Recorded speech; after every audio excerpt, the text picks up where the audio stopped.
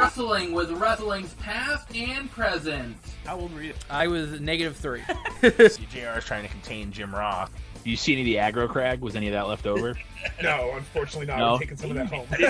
God, I hope that storyline ends soon. And 6 to 8 weeks later, they mail you a freaking magnet. Yep. Mondo. Yeah. Mondo. Mondo. Mondo. Mondo Burger. Welcome to Good Burger. Welcome to Good Burger. Can I take your order? Just wait, to further the cheap pop, Mick Foley still owes Tim $10. Just the definition of blue balls and gaga. It's like That when should be a t-shirt. Blue balls and gaga. It's still real to me, damn it. Hager kept making out with his wife. It was weird. So then, I'm waiting for them to put the Selena Vega on a pole match. And I mean, Big E's got Whale performing in his entrance, so I feel like Wale. they would. Wale. I don't Wale. listen to. Okay, well, I don't listen to him, so I apologize to Wale. This is in the mail, my good sir. No, it wasn't. Giving us a reason to come here and listen to ourselves talk. Absolutely. And then you can listen to us too.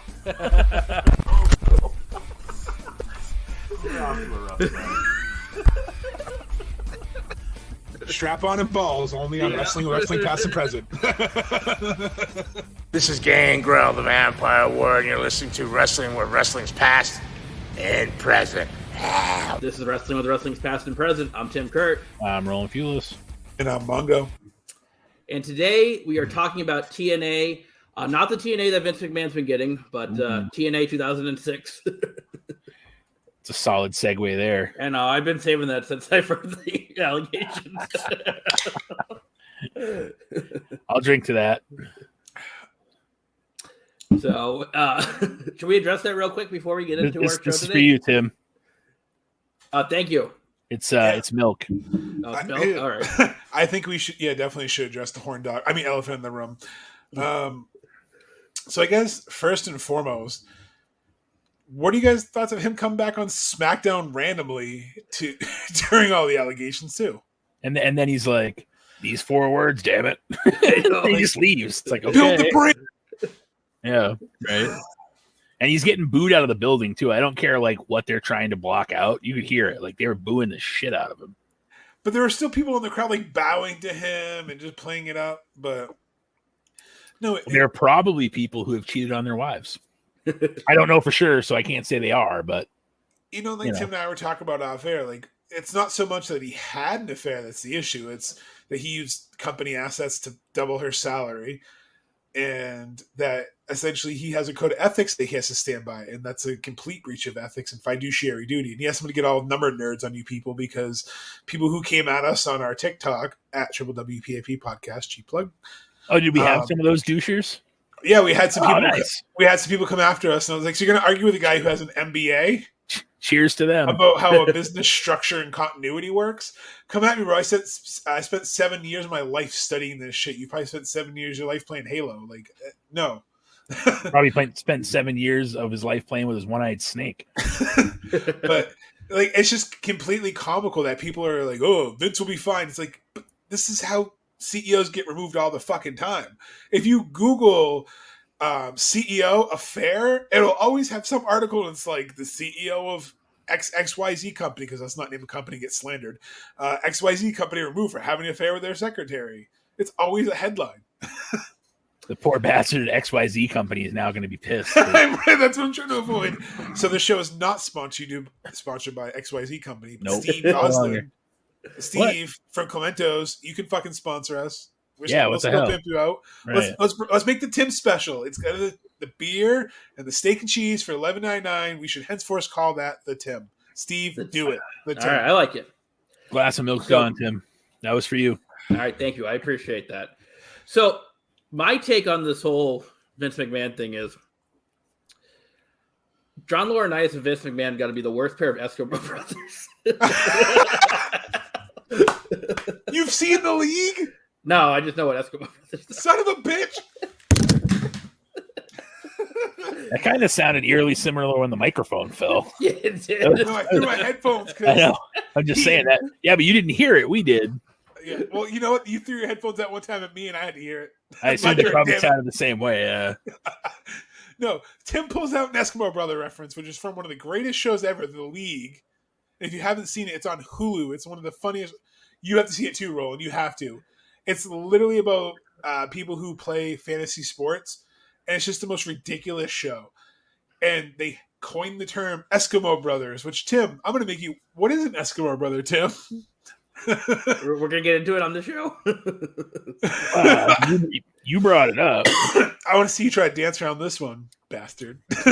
when two guys have intercourse Coitus. with the same person. Coitus. It doesn't have to be at the same time. It could No, just be... they're- It might- could be it like might have been. instead of a 23 and me, it's 23 and you and me. Well, it might have been at the same time. We don't know. I mean, you could have had, Vince going to town and John Laurinaitis is like, "Gee, boss, boy, your form's good. How do you last so long?" Like, you know what I mean? Like, we don't know. This puts the pipe bomb into a whole new fucking weird ass context. Man, I can't wait to see Thanksgiving dinner at the Bella's house. I know. Well, and to be fair, like, it's comical too, because I always thought something was a little bit weird with fucking John Laurinaitis. Like, I always had this, like, and obviously everybody knows Vince is like the biggest slime ball in the world. The character he played. And now it's turning out the character he played wasn't really that far of a stretch from the motherfucker that he really is. So, but I always thought that Laurinaitis, for some reason, he just looked like either a pedophile. I'm not saying he is. I'm just saying, like, for some reason in my mind, I was like, wow, that dude, like, he does something. Yeah, it does a little creep there, like, and I'm sure people probably think I look like one with my beard or whatever. Like, it's fine, you can say whatever you want, but like, I always had that opinion of like, just fucking guy, just like when he's riding around in that rascal, and he's like, feeble power. It's like him and Kevin Dunn look like they're the people. Oh, dude, Kevin Dunn. They both. Well, he looks like Wormtail from Harry Potter. Yeah, Tim. That's also a movie. There's been more than one, too. I know. And they were modeled after the books. They were books. Like, yeah. But yeah, those two kind of look like the PR people you see at the laundromats that are just like trading these random leaked pictures they got from steakandcheese.com from back in the day. Like, they look just like those creepy ass people that are like, yo, check out this Britney Spears picture I got. Like, and it's clearly just like her head photoshopped on some random like Playboy picture. You're like, yeah. They both just seemed off. But before we go too far, of course, we probably should actually talk about TNA 2006. So instead of the tits mask, about TNA though, I know, but it was 2022. By the way, whoever brews this shit, the Chubby Bunny, keep brewing it. This is good. It's one of those. There's more, huh? Yeah, I got this is the last one. They told me they're all done. That was the one he had in the fridge still, because he had the I Could See Colors last week and then something else. Right. And if I finish that, I have like a peach ring one. Nice. Hey, I had my milk already, but I have a couple of these too standing by. I just thought the milk thing would be hilarious. Like, hey Tim, that's a weird combo of having milk first then beer, man. Oof. Oh, my thought process was if I waited a little bit, it wouldn't be so bad. We'll find out. That first sip might not be so good. We'll slosh it around a little bit. We'll settle it down. We'll be good to go. All right, so let's talk about TNA Slammiversary 06, which is like their hallmark pay-per-view. The pre-show match, thank God, was Team Canada, which was Eric Young and A1 Steaksaus getting a quick win over the Naturals in 2 minutes. I'm just glad I didn't have to watch that 2 minutes of garbage. The Naturals are jobbing on the free show. Yep. Oh, how the mighty! And Jimmy Hart's still missing, I think. Yeah, I think he's dead at this point. I don't. Oh no, hold on. He wasn't missing. He was in the vignette when Jarrett hit Hogan with the guitar. That's true. So he is still alive. We don't know why he's not on TNA or where he went or what happened or if it was only a 3-week contract or what. He just showed up one day. I'm managing these guys. Yeah, this is great. And then he's just gone. Like, it's weird. I don't know. I mean, was anyone really sad that he left TNA? Kind of. I've met Jimmy Hart. He's a nice guy. I have too. Very nice guy. I bet you met him at Hogan's Beach Shop. I met him at Hogan's Beach, not the beach shop, the place that he had. So when you go into Clearwater, you go down that long road and you have to turn right to go to the beach shop. Down that long road on the left-hand side, he used to have a beach that was like a bar and it had his own little beach there. He was actually like, we parked because we saw the sign and we pull in and we go to walk like into the place. There's only one spot. We're like, ooh, sweet. We pull in and like, there's this dude sitting in a chair and he's got sunglasses on and he's kind of just leaning back. Looks like he might be like kind of catching a nap or whatever, just hanging out in the sun. And I'm like, Amber's like, oh, it's probably like a security guard or something. And I'm like, It's fucking Jimmy Hart, security guard. So like it was really cool. The only thing he was like, I was like, oh Jimmy, can we get a huge fan? Can we get a picture? Like we're here on our honeymoon, like whatever. Where's Hulk at? And that was one of the times when Hulk was at court at the time. So he ended up going to the beach shop later that day, I guess. So we missed him, but it was funny. Jimmy was like, just let me put a shirt on and you can take a picture with it. Okay, cool. Thanks. But yeah, it was pretty neat. But yeah, Hogan's Beach, I think, was getting ready to close actually at the time. I don't know if it was like they were moving to like a different location or if it just wasn't successful, but it was relatively busy when we got there. But I don't know. That's pretty cool. Speaking of Escobar Brothers, Hulk Hogan, his trial. Him and Bubba the Love Sponge. Bubba the Love Sponge like, yeah, you can fuck my wife. Which is funny because Bubba Love Sponge, that's really hard to say all together. Wasn't he in TNA for like a hot minute too? He was. Yes, he was. Yes, he was. I'm sure we'll get there to that too eventually. Oh yeah, shit gets weird. We're going the right direction. It's going to take a little while to get to the really weird. Hey, we got past the Johnny Fairplay shit. I'm happy. Hey, when does Kurt Angle come in, Mongo? You have a countdown for that, don't you? Yeah, the end of this year. So we got like 4 more episodes of TNA before we get to him. Because I believe he's a special guest referee at the October one. So which we all know October's pay-per-view was Hard Justice. Wow. That was good. That was good. That was good. Hey, we've done this for a full year now. Like it's easier to get back in the rhythm. Remember it when you're like, oh yeah, we're watching it chronologically. I don't remember what last week's show was about. So no, October's pay-per-view is Bound for Glory. Or is August Hard Justice? August is Hard Justice. See, look at that. Called you on your shit. Called you on your shit. You did. But you know what's funny though, in all honesty, last week I said Victory Road.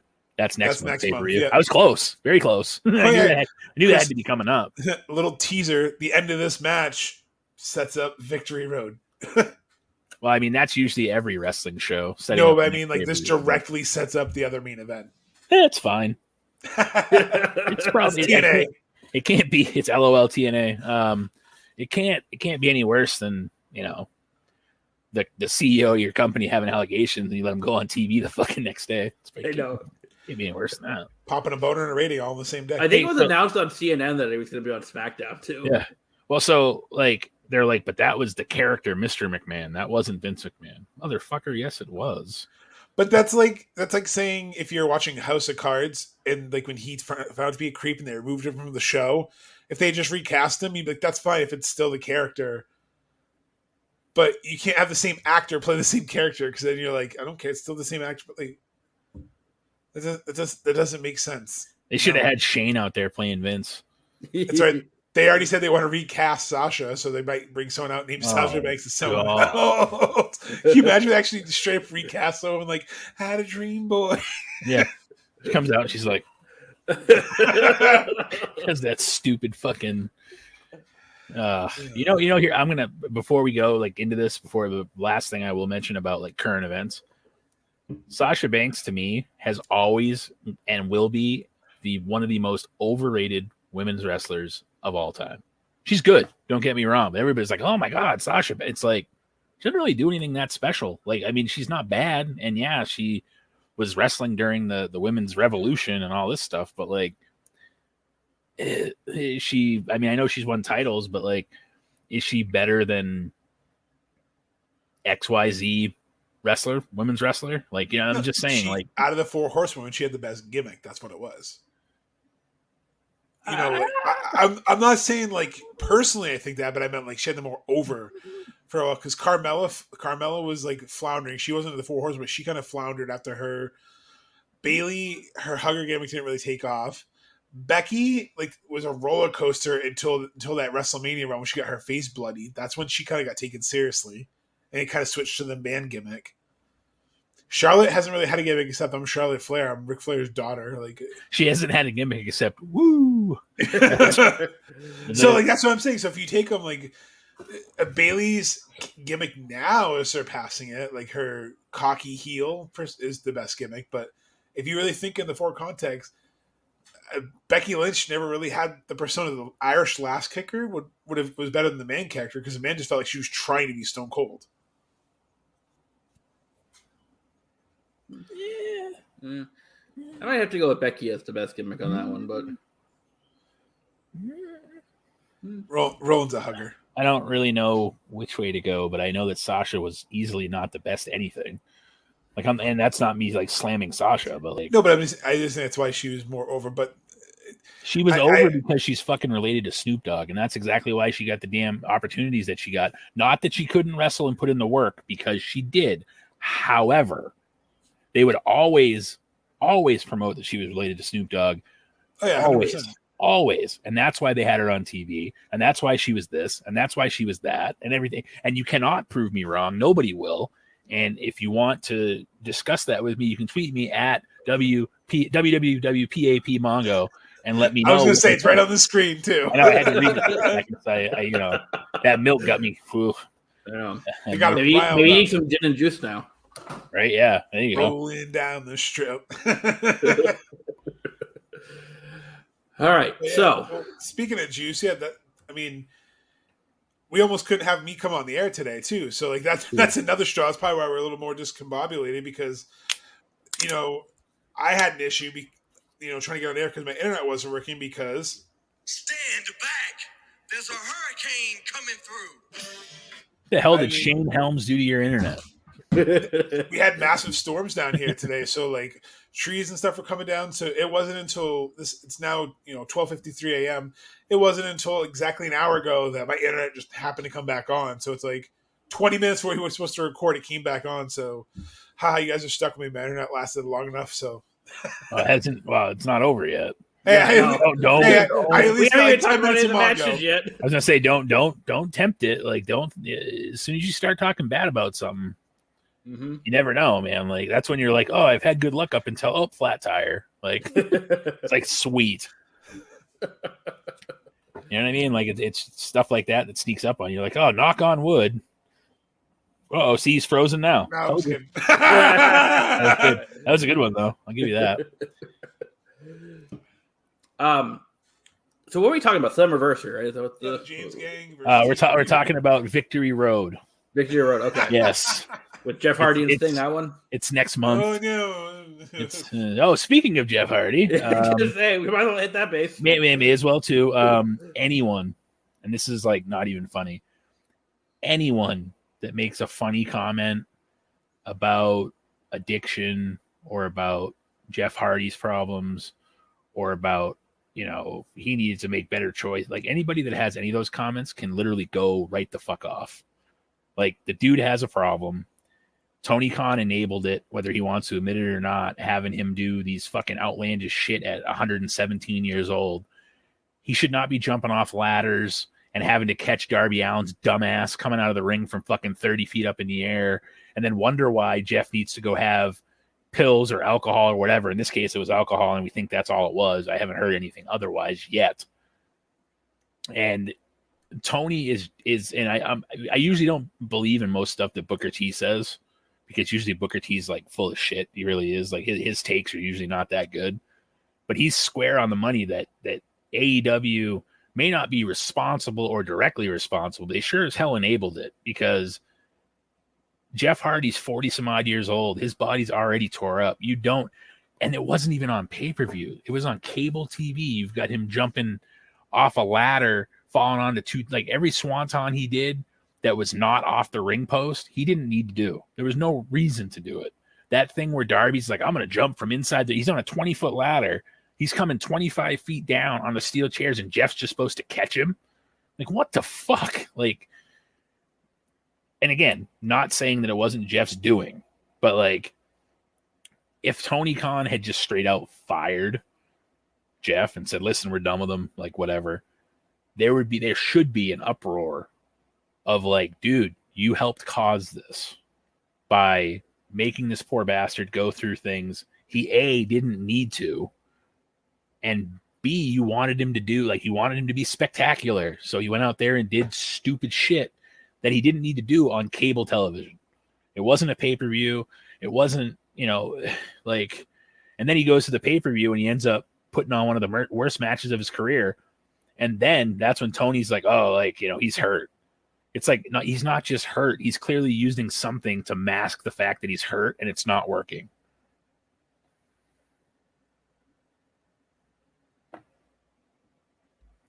No, I mean, that's obviously a fair point that, unfortunately did his booking decisions, influence the decision. Well, we may never know the answer. Like you said, there's no doubt about it that Jeff wanting to prove himself and how he's always been, and then Tony not really having that experience yet as a booker to reel it in and say, look, kid, like, you don't have to be that Jeff Hardy. You already have that on Peacock. You already have that on the not TNA to cut you library. off, but you don't see Matt Hardy doing stupid shit like that anymore. He knows better. And Jeff doesn't have that, like you said, he wants to be that superhero for the kids and prove himself.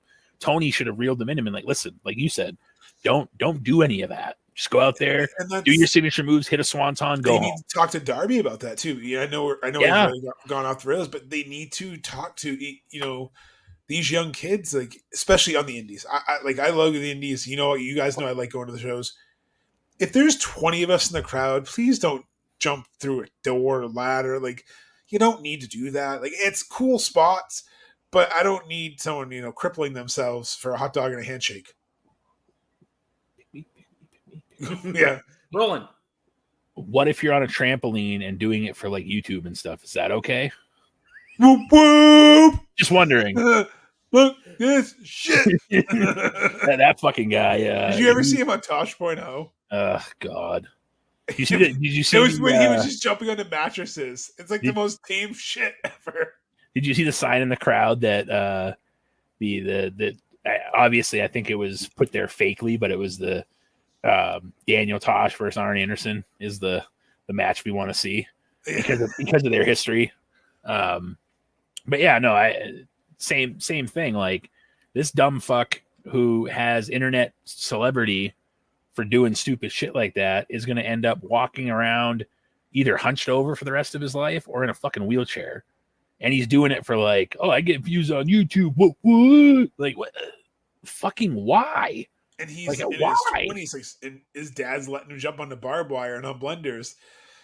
And it's almost just like he has an action figure. My first thought is, hey, does it come with crippling medical debt? Because eventually this kid's going to slice his artery and need stitches, or he's going to break something in his spine or neck and not walk. All it takes is for him to do like a stupid move like that. And like you said, he's coming off a trampoline, so he's probably coming from about 10 feet. And what if he, like, whatever he hits, he turns just right and he ends up on his neck? Like, I'm just saying. He doesn't need to do the Bingo Hall Brawl like Team 3D. Yeah, good segue back. Good segue. I mean, Tim, what are your thoughts on Jeff? May as well at least close the book on Jeff. Sorry, Tim. Tim. No, I agree. I don't think his booking has helped him. I don't think it's like, I don't think Tony Khan did it intentionally. It's what you would relapse. I don't think that's the case. I just don't think. I think it was just an oversight. We're just saying he didn't help you. Yeah. Exactly. No, he obviously needs help.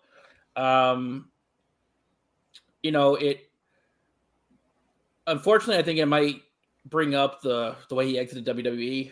Because I think a lot of people were on his side once it came out, but that it wasn't drugs or alcohol. But now I think people are going to question that. But I honestly think he needs to take a break and get himself straight. Like, this is like what, his third or fourth time he's been arrested for this. Yeah. 5th DUI, so it's like he should just retire. Have his glory. We don't. Yeah, every time he does this, he goes away for a little bit and then always comes back. Like, I think he needs to take a good couple of years, and probably at that point he would probably have to retire. But I think just for his sake, he needs to stop.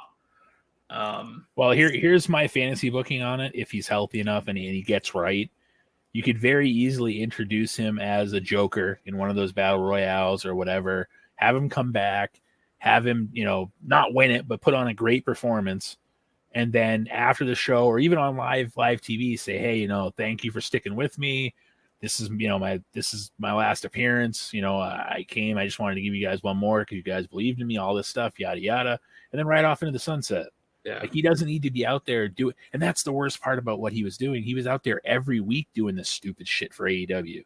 And like Mongo said, like Tim said, Tony wasn't doing it on purpose, but he also wasn't stopping it or was overlooking or wasn't smart enough or wasn't experienced enough to be like, maybe we shouldn't do that. Like, you don't see guys like Jericho doing stupid shit like that all the time. When do they do it? On pay-per-views. When did he get pushed off that cage?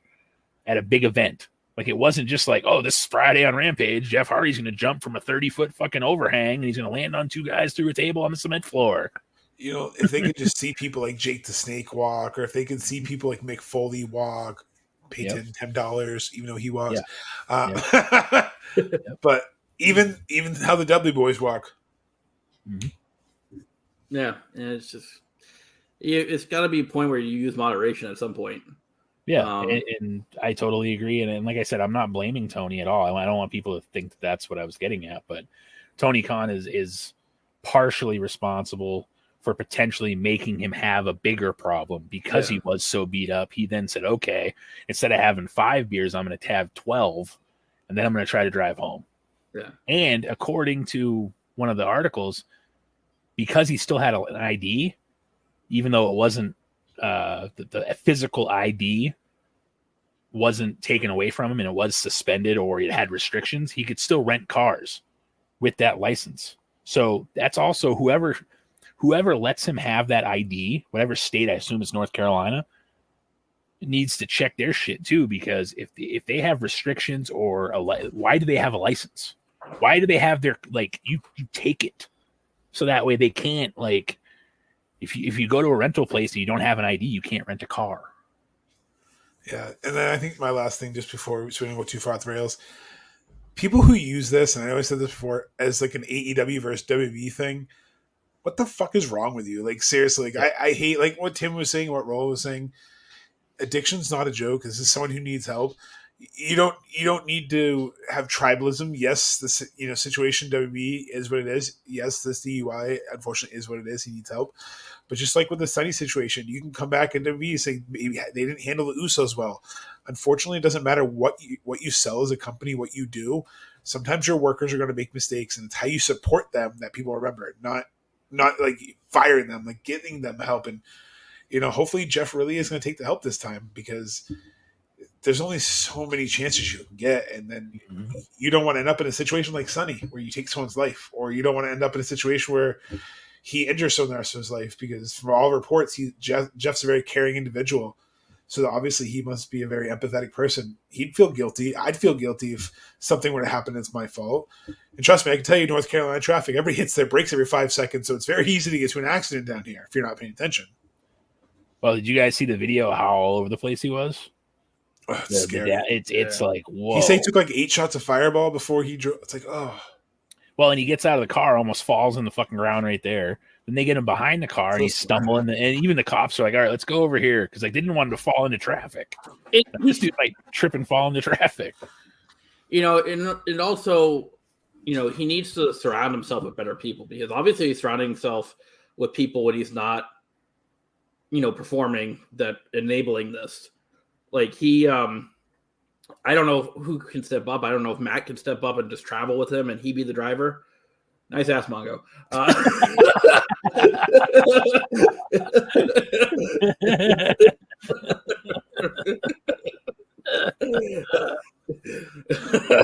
Oh man, that's funny. Anyways, so as I was saying, before you were rudely interrupted. That's probably not the best comment to make during what I was trying to be kind of serious. Well, what are you going to do? I mean, his ass was round. I had to make a comment. Oh, my bad. Yeah, I'm wearing. I'm wearing shorts. I apologize for. You almost weren't. Mongo. You almost weren't. But anyways, no, I think he needs, being serious again. No, he needs. If I can be serious for a minute. No, he needs to have a better support system on the road that travels with him and make sure that he stays away from this type of activity. Because if he's with friends that are enabling this, they're not really friends. So again, I don't know if that's Matt or he has somebody that can just be with him and make sure he doesn't go astray. Like, I think he needs to evaluate who he travels with. Well, and from all reports, even though Reby did sent out some stuff that wasn't really that tasteful, and she claims, "Oh, that's my humor, and that's how I deal with it." It's like, it's still not tasteful, bitch. Like, I don't care what. Like, no offense, it just, you shouldn't put it out there. But anyway, and she's like, "Well, you can unfollow me." Well, I don't follow you anyway, so it doesn't fucking matter. But anyhow, Matt has gotten clean, done his thing, and stayed clean. And I don't understand, as Jeff having a family, having a wife, seeing Matt's transformation and spending, now that he's with Matt more, like I would have expected this in WWE. Like Matt's gone, like I'm going to go over here and try to drive by myself and whatever. I would have expected it there. I would not have expected it in AEW just because Matt was there with him. And I know Jeff's a grown man and Matt shouldn't have to be his keeper and whatever, but clearly it doesn't take much to have Jeff fall off the wagon. It's been proven he has an addiction issue, and clearly they need, like Tim said, to try to find him a better support system once he gets clean, because if that's all it takes, and granted, I guarantee you his body's beat up and he was doing certain things to help with some of that pain. I almost guarantee that's how that ended up happening without knowing. But like, yeah, I totally agree. Like they need to come up with a better system. He shouldn't have an ID where he can just go rent cars when he wants to. Like that, like I said, they're just as much to blame as Tony Khan is. Like, why does he have an ID where he's allowed to go in these places when he has restrictions on a license? That's a whole other thing. I'm just saying. Like I can tell you, as a former paralegal, I can tell you many of people's license, they find ways to cheat systems and have the license in one state, not the other. And it's a whole system where they need to connect the system better, where, like you said, it's not like, oh, you have a temporary license where you can, yeah. But anyway, sorry, Tim, for showing you my ass when I was trying to get the noisy cat out of the room. I saw it too. I just ignored it. I'm sorry, Roland, too. Tim's the one that sold you out, just like he sold me out over the candy there. So, I mean, I would have sold someone out too if they had the full moon of Mongo in their face. So I apologize for that, Tim. The full moon of Mongo. Yes. When the moon hits your eye, like a Jesus stink eye. That's a Mongo. What's that from? That's Dean Martin. When the moon hits your eye like a pizza pie. You said like snake eye or something. Well, yeah, you fucking changed the words though. Like, you've never heard a song that someone's parodied ever? It's like Weird Al. Is it an actual parody song, or are you just making it up? I just made it up. Oh, okay. Jesus Christ. Roland signed off. Yeah, I think Roland actually literally signed off. He's not there anymore. Well, all right, Tim. So what's the first match of the week for Roland? Okay. So we have the hopefully he comes back. Can you guys hear me? I can hear you. Yeah, we can't see you. Oh, I'm still here. I'm working on getting the link to get back in. Just, How are you here if you what? I'm a ghost. Ooh. I should have just started talking randomly. We've really gone off the rails. You should get this pay-per-view going. We're 40 minutes in. We haven't talked about one fucking match. Hey. You were like 8 minutes in or whatever on your end before we started. That's true. So here we go. I got it. There he is. Yeah. All right. So since Tim's not doing a job driving it, so the first match wow. was Tim's still trying to see straight. You looked right down your ass crack. Well, when you look at your ass, yeah. Okay, you try concentrating after. You didn't appreciate my musical apology to you. I was serenading you and everything. All you did was confuse the fuck out of him and make me want to leave. No, you want to leave because you didn't get the reference and you got frustrated. That's what I'm saying. It confused him and I was like, oh my God. So anyway, the James getting first 3D. Yeah, just take over the show. Oh, hey, now Tim's going. No, it's usually Roland. Yeah, go ahead. You think you can do such a good job? Go ahead. Go ahead, Roland. Nope. just you started this. You and your ass started this one. Your ass decided to write a check. All right, have done being an ass. All right, go ahead, ass man. Let's go. No, we already know. I'm an ass man. Meow, meow. That sounded like a fucking sick cat. It really didn't. That sound sounded like the Godfather's theme. Meow, meow, meow, meow. Go ahead, Tim. I apologize. Say you're sorry. I'm sorry, Tim. Are you sorry for showing them your ass? Or are you sorry for like? I'm sorry for showing you my ass. I'm sorry for the full moon of Mongo, and I'm sorry for assuming. Tim is legitimately sorry your internet came back on. Yeah. Tim's like, we could have had no ass crack of Mongo. Could have had a Don't worry, this has been will be more entertaining than this pay-per-view. Hey, you know what? We got to do what we got to do. Yeah. At least it's not fucking Beach Break or Beach Blast or whatever the fuck it was. No, 93. remix. Beach Blast was good. All right, no, the one we didn't end up watching. Battle Bowl or something. Oh, okay, whatever the hell it was. Yeah, that sucked. Yeah, that was awful. bad. You didn't even watch it. I didn't have to. You told me how bad it was. I'm like, nah, we're good. Coming Next. soon, My World remix. Right? Yeah. Right. Listen here, slap nuts. Anyways, so let's talk J, about that's this big... JEFF. We finally made it to our first match. Double T. Anyways. Ugh, ain't we great? So we start off with the Bingo Hall Brawl, which is obviously a shot at ECW. We have Team 3D gonna get a win over the James Gang in about 10 minutes. This match just starts off like in the entranceway. There's like no entrances. They just start fighting, and that's how they start the show off. It's basically a hardcore match. ECW feel to it. Yeah, I guess the way it started, I guess it kind of had to start the show. Because you're not going to have this like, in the middle of the card and have them just automatically start fighting. But it was entertaining. I think it was a good way to get the crowd over. Not really any pure wrestling in this, but two well-known tag teams to put on a really good, entertaining opening match. Devon went for the WhatsApp, and Road Dogg put the fucking turkey pan in the way. Yeah, that was pretty good. The old smack in the that you think that would hurt him too, like the guy's head, kind of, whatever. But The golf club to the nuts. oh, that was fun. Yeah, that was a good one. The only thing we were missing was the bowling ball spot, but we had that at WrestleMania with Sami Zayn and Johnny Knoxville, so that's okay. But yeah, like you said, Tim, it was kind of either a knock or an homage to ACW and the fame of it. I don't know what they were going for exactly, but clearly that's what they were kind of. ACW used to be in bingo halls. I'll tell you what, the Impact Zone's not much bigger. Anyway,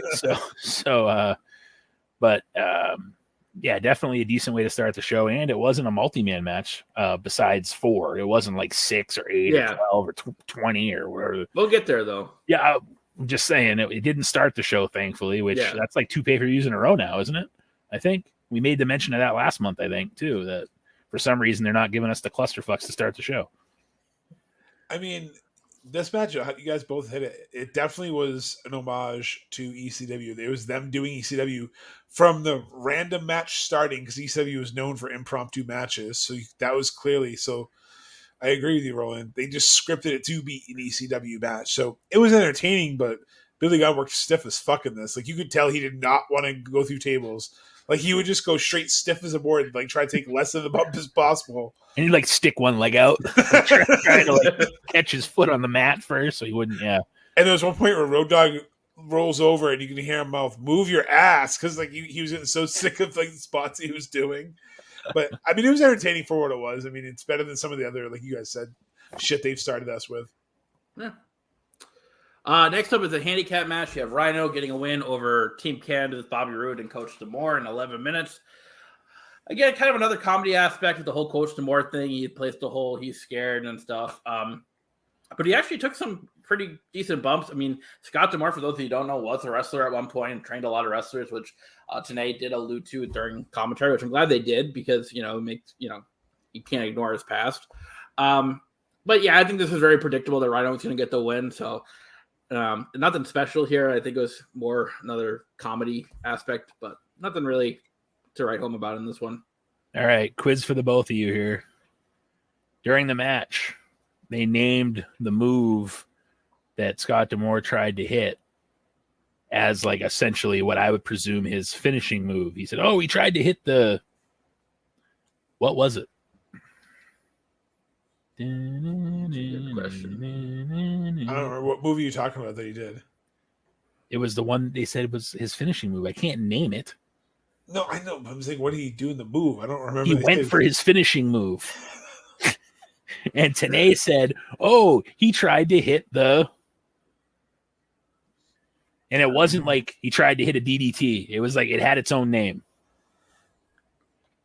More Demora? I don't know. Well, no, and when I heard it, I went, "Oh, that's pretty good, actually." I don't Any remember guesses, that. Tim? No, nothing. Uh, The Demoralizer. That is good. that's not bad. That's how this match made me feel. Yeah, I mean, like Tim said, it was the comedy kind of. It just that's kind of what it was there for. I feel bad for Bobby Roode in this one. There's a spot where he's on the turnbuckle and he it's supposed to be where Rhino goes into the gore and he jumps away from Rhino, but Rhino's not there and he's like shit, and he screams it. You can hear it clear as day, and then Rhino hits him with like the laziest looking clothesline. So you could tell that spot was completely blown, and they were just so angry.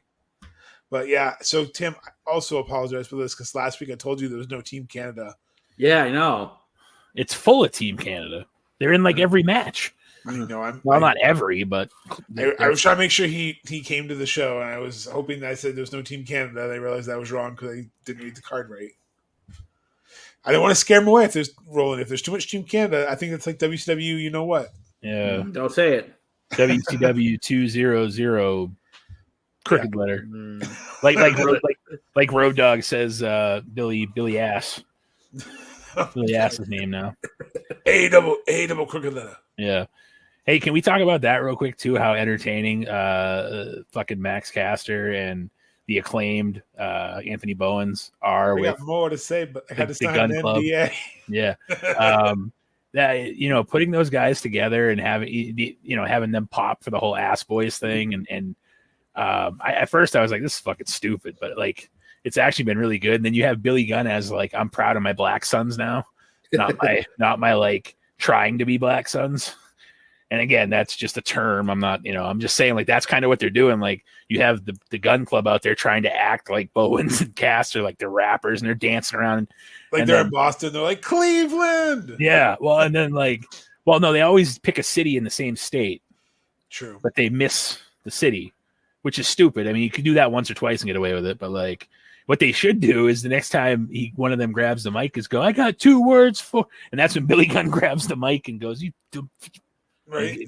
And hands it to Bowens to fix it. And I like how Bowens is like, scissor me daddy ass at the end of like all of them. He's like, scissor me daddy ass. And I will say this. That would be a horrible t-shirt. Right.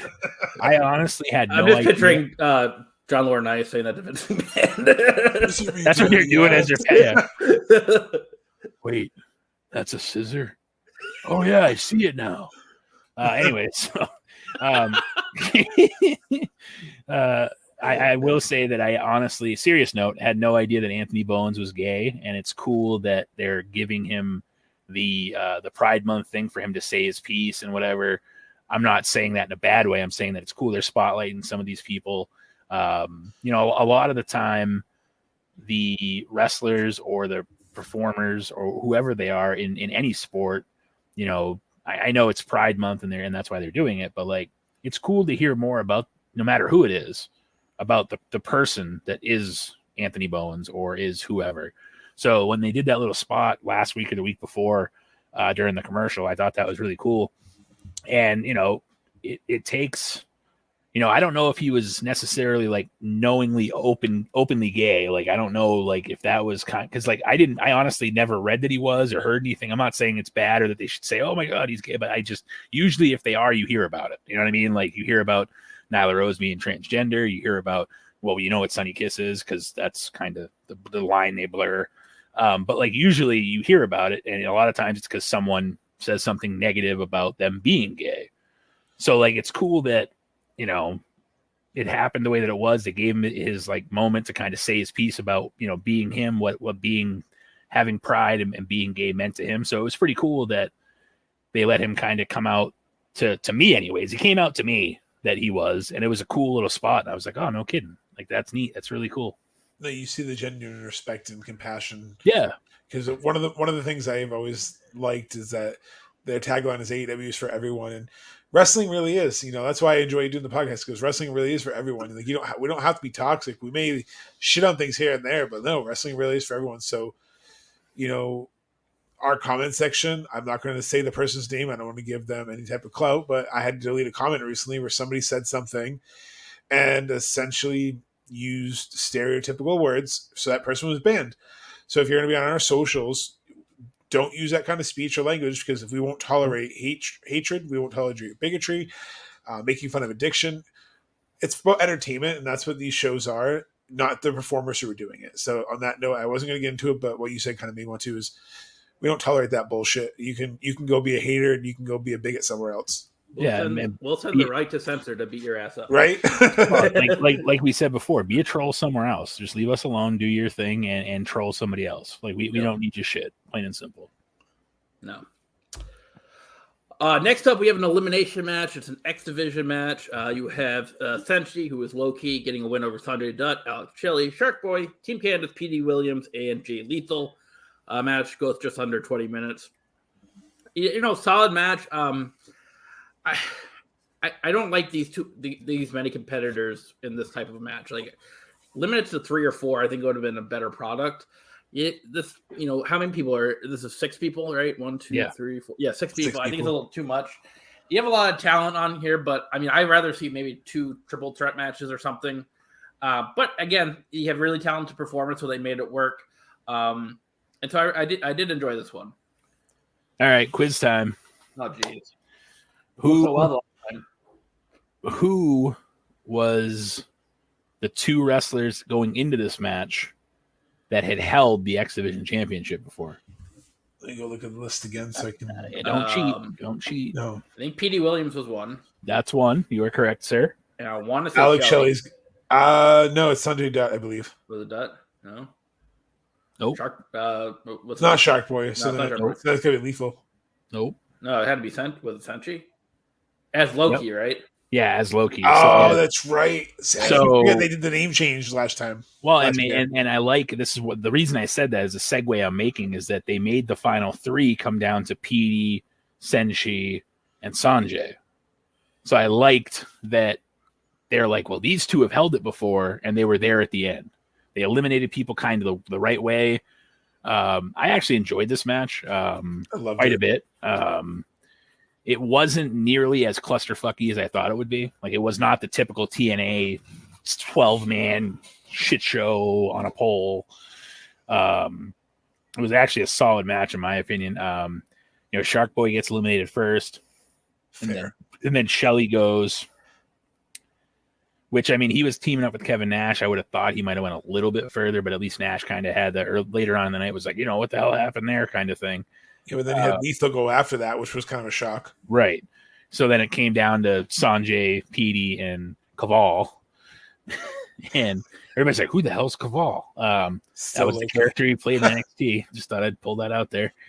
But anyhow, so I like the psychology of that. Like, oh my good God, the 2 favorites are going to make it to the end. And then Sanjay ruins that by eliminating Petey. And it came down to Sanjay and Loki.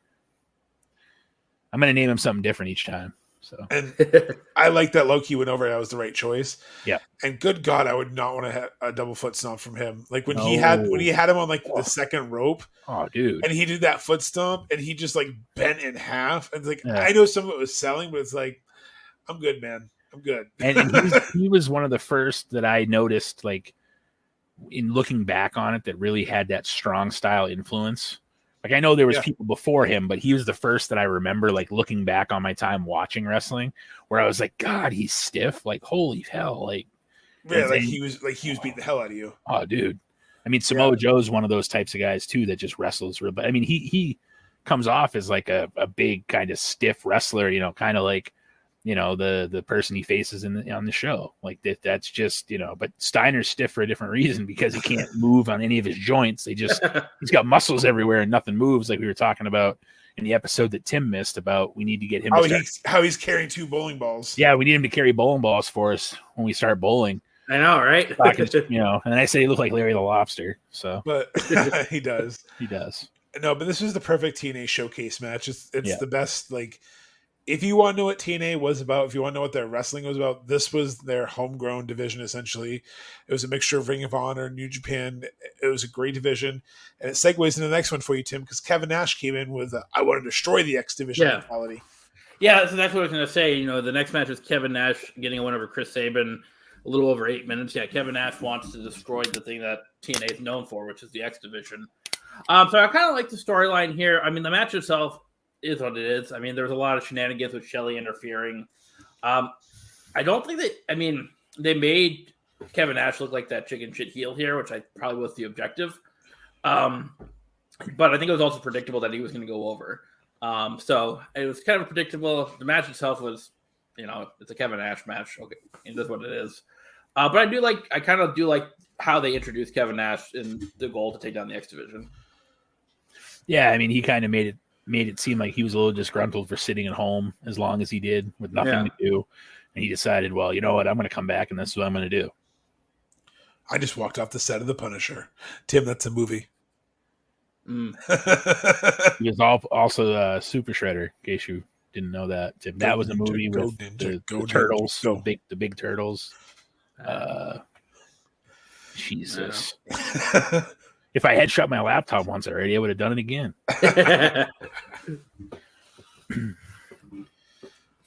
Nobody else got anything to say about this match? No, it was a Kevin Nash match. You covered it. It was just there, yeah. To be fair, we didn't really have to say anything. We could have just been like, next match. All right. Well, the next match was a tag team match for the NWA tag team titles. You have AJ Styles and Christopher Daniels getting a win over AMW in about 17, a little under 18 minutes, actually. I mean, this is a really good match. I mean, I know James Storm does get a bad rap in the business, but I think, AMW was really good here. And obviously, I don't think you can have a bad match with Styles and Daniels as a tag team. This was excellent. They gave him plenty of time. And I did like the decision to put, Styles and Daniels, with the belts. This is what makes Tim and I different when we do when Tim's not here and I have to do his job. I always read off their nicknames and stuff. And Tim's just like AJ and Daniels and AMW. They all have nicknames, man. Like, what the hell? Come on, man. Put some respect on their names. The Cowboy, James Storm. Wildcat, Chris Harris. Fallen Angel, Christopher Daniels. The phenomenal AJ Styles. Jeez. Come on, Tim. Give these guys some respect. They're already wrestling in LOL TNA. Come on. But yeah, no, this match was very good. I mean, I'm really just kind of picking on Tim here. I'm not like, whatever. But to be fair, this was maybe the best match on the card. If not, damn close to it. I'm not going to say that the Steiner match or the Kevin Nash match weren't the worst two, but they were the worst two. So, you can eliminate those two right from it. You then have the 6-man, which I liked, which definitely gave this match a run for its money. The James Gang one at the beginning was an okay match for what it was. So, this might be the best match on the card. I like the beer bottle spot. The only thing that I will say is during this show, a lot of the refereeing, and some of it was Slick Johnson, some of it was Rudy Charles. They looked like they were so fucking dumb because at one point, the low blow, when Rudy Charles is looking directly at it, and he's like, "Oh, what happened?" Then you have you have the other referee. I don't know if it was Slick or who it was, but he's going for the count in this match.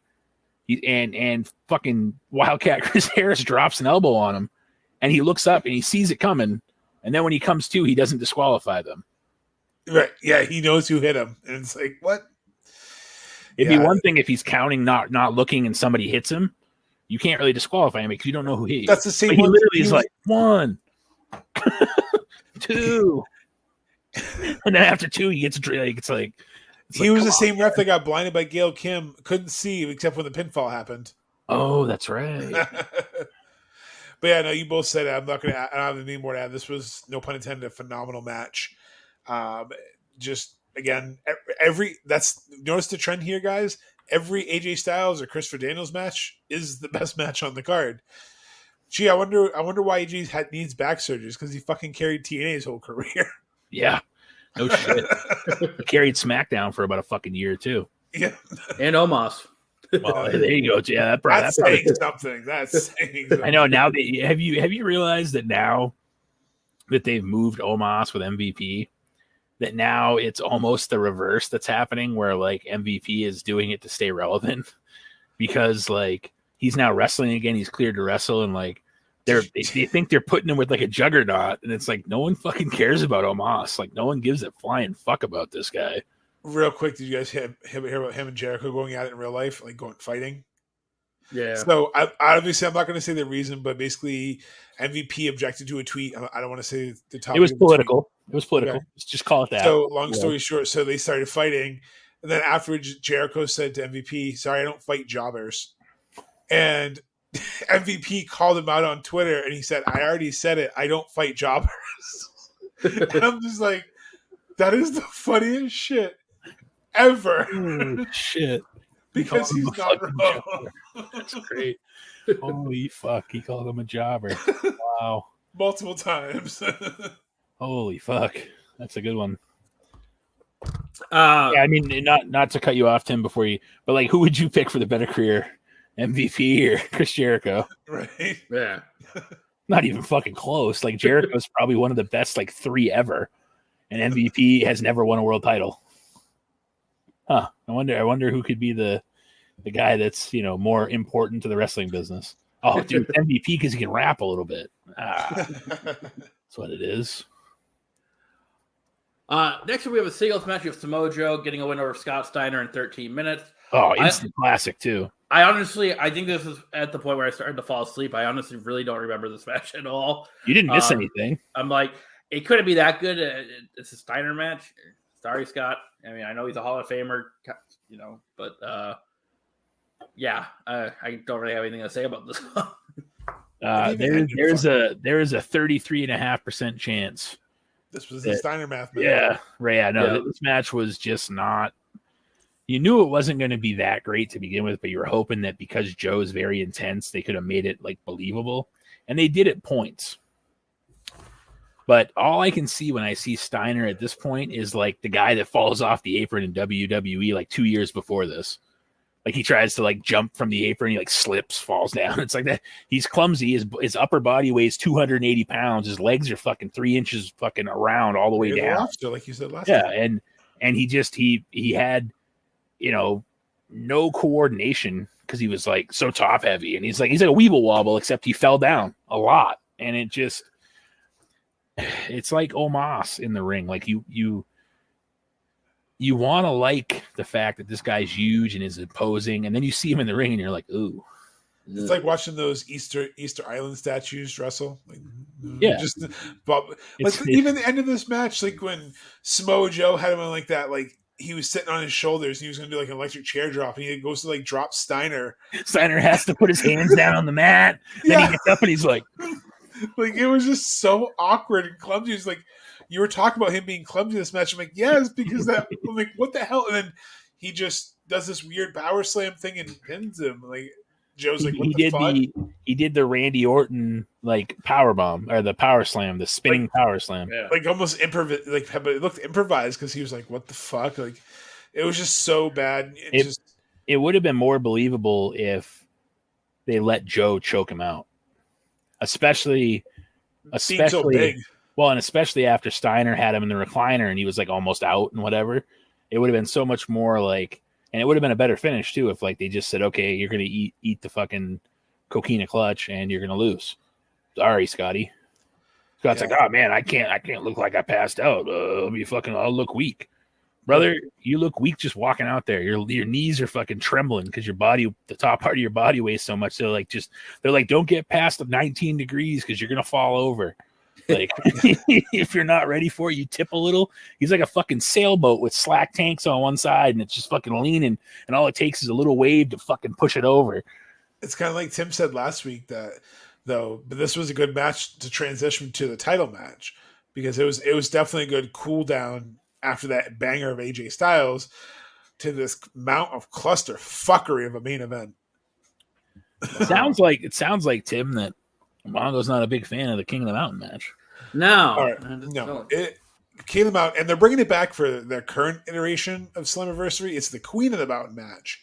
Oh. Good fucking luck, because these matches are a clusterfuck. I said,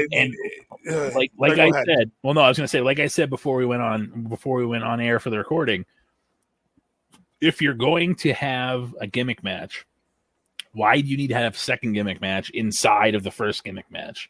It just convolutes it. If it had just been a reverse ladder match, okay, it's kind of neat. It's different. It's something new or different than what WWE's doing. But like to be like, well, you have to score a pin. That's step one. Then the person that gets pinned has to go into the penalty box. Tim, I'm saving a little bit of your explaining here, so you don't have to. Yeah, thank you. So I guess I'm not needed anymore. Mongo's trying to do the rundown. No. I'm just trying to help here. So you don't, because I mean, you fell asleep, so you didn't see any of this, right? I saw some of it. Yeah, I saw. Tim, I was trying to help, not steal. I saw 12 minutes of it before I went to work today, and that was plenty. So, anyways, so the person that gets pinned then has to go in this penalty box for 2 minutes and just watch. But the person that pinned them is now eligible to hang the title. When in reality, you should just be able to go get the title. And to me, a reverse ladder match should be that you have to get the title from up here and then go down the ladder and then up the ladder over here. It shouldn't just be like, oh, you have to get the title from Larry Zbyszko because he has a sweet fucking tie on, so we got to put him out there on TV today. Like, just do like a reverse ladder match and literally have it hanging there to start. Someone has to capture it. Okay, that's it. Once that belt comes off, the first motherfucker to hang it wins. Done. Matt, like that's all you needed to do. Jeff Jarrett's like, he's sitting in there with Jerry Jarrett. And he's like, well, you got the mayo and the onions, and then you got the chicken, and then that's chicken salad. Like you don't need to like convolute this fucking shit show as it is. You've now turned it into a double shit show because there's two gimmicks in one. I mean, all honesty, I'm not just saying that. I've said this for a long time. You can go back to the earlier parts of our archives. You can follow us at WWPAP Podcast on our socials where we talk about the archives. We've talked about this before, like when we talked about our worst matches. This is number one for me. This gimmick match, easily, but tied with the House of Horrors match or whatever, the Fireflies, not the Fireflies with Bray Wyatt, but like the Randy Orton one. Like that match, like this match is like, what the fuck? Like you said, it's double gimmick. So, like, I don't care about the reverse ladder match aspect, but like you said, when they go in that weird shark cage, and then if they put two people in there, they always brawl for the entire time. And if you even go on YouTube and you watch, like, the best of King of Mountain match, you're like, are you sure?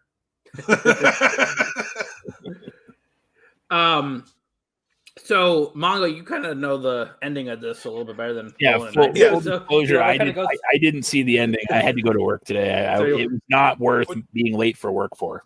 So as the match is getting ready to come to a close, you have Christian and Sting climb the ladder, and they're both holding on to the NWA Worlds. I'm going to emphasize that for a reason coming up. Championship. Hold on. Christian and who? Sting. No, like, how would Tony Schiavone say it? It's Sting! Okay, that's way better. So Christian and Sting are climbing the ladder, and they're getting ready to hang up the belt. And all of a sudden, it tips over, and they both go kaput. And who is it? It's the original Twin Magic himself, Earl Hebner. I don't know why Roland's laughing at me. They both go kaput. I was laughing too. Yeah, they both go kaput. It's a great word.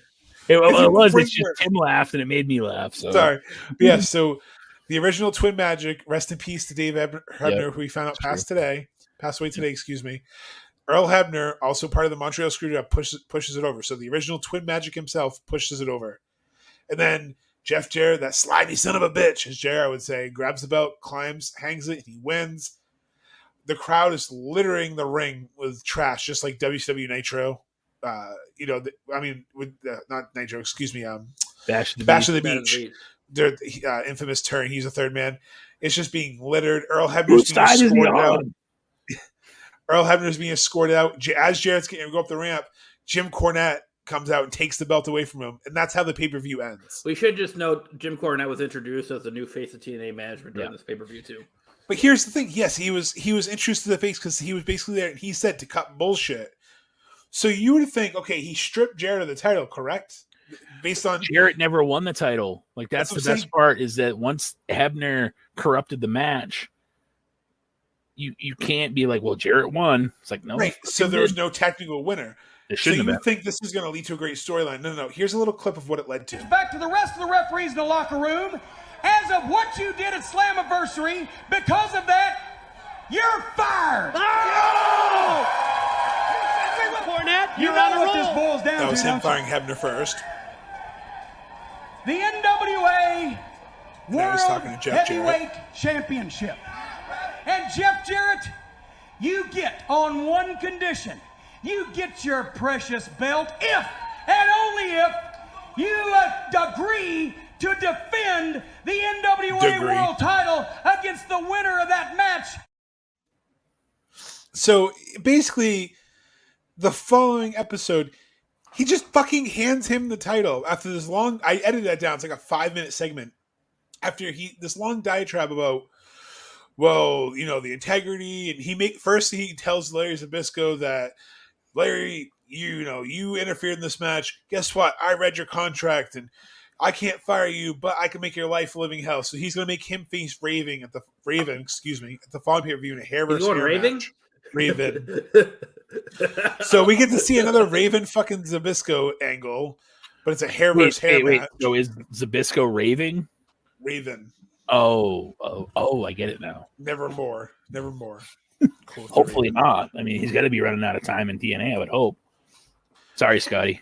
So basically, he then tells Zbyszko, I'm going to make your life hell. Then he tells Jeff Jarrett, well, I shouldn't give you the belt, but I should keep it to Christian. But I could give it to Sting. But instead, at Victory Road, we're going to have Sting versus Christian Cage versus Samoa Joe versus Scott Steiner, because Samoa Joe had to be inserted for some reason. And you will face the winner. And here's your belt, but you must, as he said, defend it. But he said it completely wrong. I also want to point out that he's looking at the NWA World's title and he keeps calling it the World title. It's Worlds. It has the S printed on the damn belt, Jim. Come on, corny. But yeah. So this whole storyline was set up for him to use the screw job for them to fire him to get the belt anyway. And then now they're going to Victory Road. So Jeff Jarrett doesn't have to wrestle at Victory Road. He's going to wrestle at the following pay-per-view, the winner of Victory Road. What in the actual fuck? I'm confused. Is that basically like Turning Point or something? What's that one? Okay, so basically, Tim, after Hard Justice, I should have known that. I can't talk. You're making me tongue-tied. Sorry. So after Slammiversary, Jeff Jarrett is given the title by Jim Cornette. Like Jim Cornette literally just hands him the title, and says, "You're now the champion." True. If he defends it again, and he named that there's going to be a number one contendership match that Christian Cage, Samoa Joe, Sting, and Scott Steiner are going to have a fatal four-way match at the following pay-per-view, which is the one we're covering next month, which is Victory Road. Gotcha. Whoever wins at Victory Road will fight Jeff Jarrett at Hard Justice for the title. That makes sense. It's just, so it doesn't make sense that he's telling him in June, I'm giving you the damn title if you defend it, but he doesn't defend it till fucking August. Ron's got a thought. I see the light bulb going on. So if you go look at Hard Justice pay-per-view, you'll know who won that match. But that's what I'm saying. This storyline, I remember this too. Like, without spoiling, this carries on into friggin' September. This particular, and he defends it twice. Did either one of you guys want to wipe the spit off Cornette's face, like the corner of his mouth during his interview? During his Roland, what shade of red do you think he got to? Which one do you think? Do you think the one here? Probably the one that was like not the one closest to your hand, but the next level up. Yeah, that dude was just like sweaty and like red. Yeah, he's got spit in the corner of his mouth that's as white as like a piece of paper, and he's talking, and I can't stop looking at it. I'm like, lick your lips, please. I'm like, do something. Go like this. Like, do something. Like, come on, corny. Like you were saying about, come on, Jim. Like, what the fuck? I don't know, man. I think this ending just killed the pay-per-view for me. Like, you had that great X Division match, but then you had the match of the night, AJ Styles, Christopher Daniels tag team match against AMW. You had a halfway decent match with Samoa Joe because he carried it, and then you had the clusterfuck of the King of the Mountain, which would have been passable even with his gimmick if there was a clean finish. But you had to make your own fucking screw job to take the belt away just to give it back to him to have another convoluted storyline. So it was overbooked. Just like the match was over gimmick, angles were overbooked, and it killed the momentum. Like it went from probably an 8 pay-per-view for me down to about a 6 because of that ending. I mean, to be honest, there was only really 2 really good matches on the whole show. Like, to be honest, like, I'm not trying to shit on it. It's just the rest of the stuff was just either okay or worse. And this is their big pay-per-view. Like, this is their WrestleMania. So I just can't imagine. Oh, I know people say that it's the one in October. That's more their WrestleMania. But this, to me, it's their anniversary. It's their bigger pay-per-view. And this is how you end it? Like, can you imagine the backlash if WrestleMania ended with, like, a disqualification? Like, if Roman Reigns fought Brock Lesnar and it ended disqualification, no clear winner, people would riot. I mean, don't worry, they're running it back. He came back on SmackDown. He's fighting Roman Reigns at SummerSlam because we need to see Brock versus Roman part 7525654. Well, because Roman's now a part-time wrestler, and they might not want to keep the belts on a part-time. Oh, wrestler. is this like a negative plus a negative equals positive? So a part-timer plus a part-timer equals. So if we put Brock in there and he somehow wins them back, then the belts aren't on a part-time. Wait a fucking minute. I don't. Yeah, I think that Roman only came back this early because of the Vince stuff and the fact that Cody went down and all. Like, I feel like Roman came back out of nowhere, kind of. Like, it's just he wasn't. I mean, obviously they advertised it a little bit and they talked about it on Raw and whatever. But like, it just felt like Roman was gone, and then all of a sudden he's like, "I'm back." Yeah. No, like, I just it's comical too, because now you have literally two part-time wrestlers fighting for the two titles that are the heavyweight titles essentially for each brand. Good idea. Said no one ever. Well, and you wonder how much plans change because of Cody. I highly doubt they're going to have Cody take the title off Roman this early, but they might have had him challenge him at one point and lose to then only build them back up again. Like that might have happened, but like, who knows? But yeah, I'm with you. 5.5, 6 is about as high as I can go. Yeah, I was thinking That's 6. fair. Yeah, basically for the what comments you said. So that wraps up Slammiversary 06. I know we went off the rails a little bit in the beginning part of this episode. Thanks for sticking with us and listening to this whole thing. Before we sign off, I want to apologize to all the fans. No, not my this won't be that bad. She can live with it. I want to apologize to all the fans, the SMW fans out there, that we didn't have an episode to record this week. Mongo has to work in the morning. We just didn't have the time, unfortunately. So all those fans that watch the S&W shows that we do commentary for, sorry that we didn't have time, unfortunately. Hopefully we'll have one for you next week. Well said. Speaking of next week, we're going to King of the Ring 1996, which is pretty famous. It's the birth of Austin 316. So that's what we're covering next week. Mongo looks like, I don't know, is he taking a shit? I don't know what he's doing. No, I'm pointing at.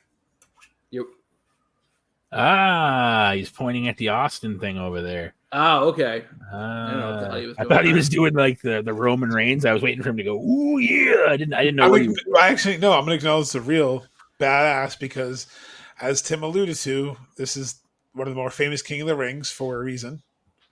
So, yeah, I'm excited to cover it. There's treason on this show? For a reason. Raisin. I'm getting overtired, guys. Yeah. Let's be real. So that's coming up for you guys next week. King of the Ring 1996. Follow us on our socials. Tune us in next week. Until then, I'm Tim Kurt. I'm Roland Fulis. And I'm apparently lost, but I'm Mongo. And this is Wrestling with Wrestling's Past and Present. Nice ass, Mongo. Get well, Jeff. And Vince McMahon, we wish you luck in your future endeavors, douchebag. I hope you're all having a nice day.